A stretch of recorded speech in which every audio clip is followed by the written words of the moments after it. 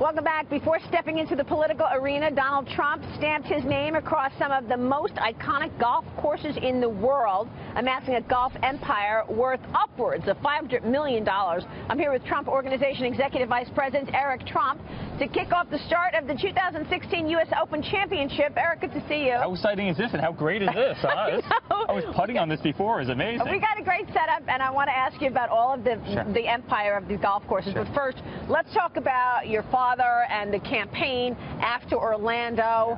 Obviously, an incredible tragedy, and your father's been talking about this the entire campaign. Well, first of all, it's the worst of the worst. I mean, what happened in Orlando is just so sad. But you look at Obama, he comes out on TV, all he'll do is talk about my father. He never even called the governor of the state. I mean, you have the worst tragedy in Orlando's history, and quite frankly, one of the worst tragedies in U.S. history in terms of a shooting. And the president goes on to talk about my father, and he won't even call the governor of that state. I mean, it's baffling to me. You know, Hillary's foreign policy destabilized the Middle East. You're seeing ISIS totally radicalized. They're trying to come in. They're trying to kill Americans. And what are they doing? I mean, they're talking about my father. It's a really sad thing, and they should honestly be ashamed of them. Actually, it was an extraordinary speech by President Obama yesterday. He really just didn't seem angry at your father. But this whole movement in terms of banning Muslims, that's what keeps getting the attention.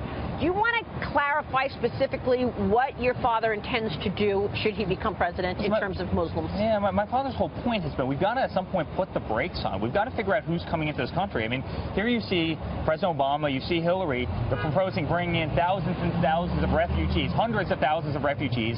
All our intelligence agencies are saying that there are terrorists embedded within those refugees.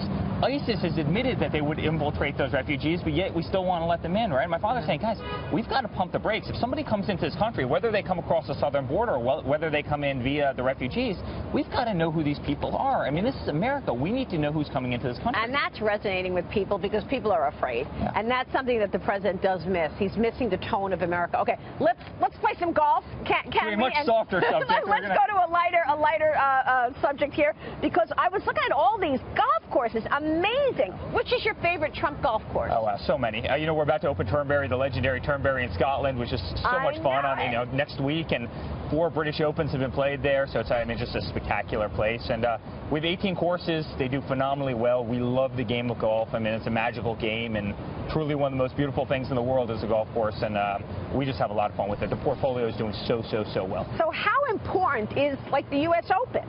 Like, the most important. I mean, it's for the business. The British Open, you know, the Open Championship and the U.S. Open, and they're the two most.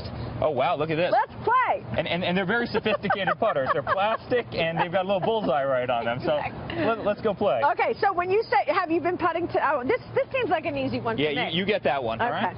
Hold on. Oh God, if I don't make this, I'm really bad. Oh I'm no. Really bad. She left it short. You never leave it short, Maria. Not. Let's see if I can get it. Oh, no break, huh? No break.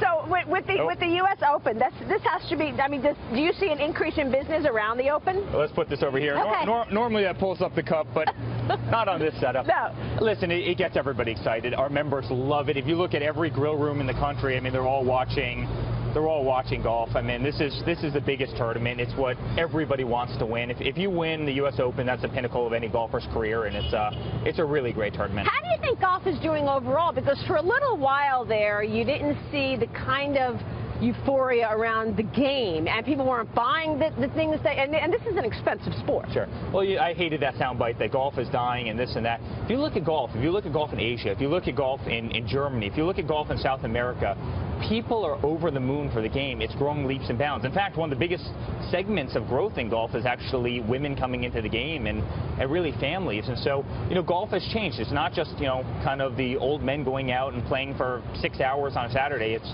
you know, the whole family coming out. It's the wife, you know, going out and playing with you know, her friends. Yeah. It's also growing again, just leaps and bounds in Asia and all over Europe and all over South America. Interesting. You know, golf is here to stay, despite what some people want to say. So international and women, 2 huge opportunities for golf.